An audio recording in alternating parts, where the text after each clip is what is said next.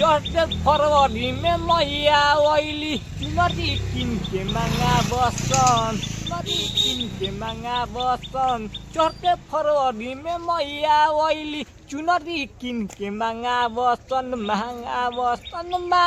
बसन पंडित जी के बोला के पातारा पढ़वा बसन संगे जाए कारा माना लसन पंडित जी के बोला के पातारा पढ़वा बसन संगे जाए कारा माना लसन फलमुन कीन के बा जार से मंगा बसन मैया सरस्वती के पंडाले सजा बसन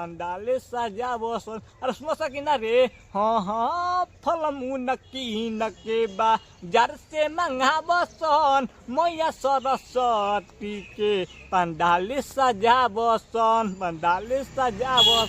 आ चढ़ते फरवरी में पूजा होला तहनियो करा लसन आ चढ़ते फरवरी में मई पूजा होला तहनियो करा लसन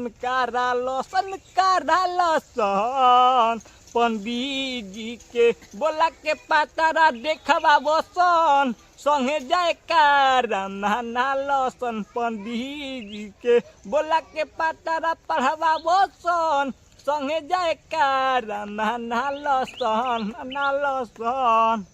धोनी दीवाना हमार आरती देखई है अक्तर डायरेक्टर हमार दर्शन करई है और सुनले हाँ धोनी दीवाना हमार आरती देखई है अक्तर डायरेक्टर हमार दर्शन करई है न्यूठो की राजा के मैया के भजन पूरा शहर में बाजा लसन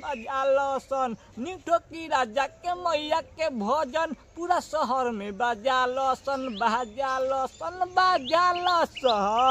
पंडित जी के बोला के पातारा पढ़वा बसन संगे जाए कारा माना लसन पंडित जी के बोला के पातारा पढ़वा बसन संगे जाए कारा माना लसन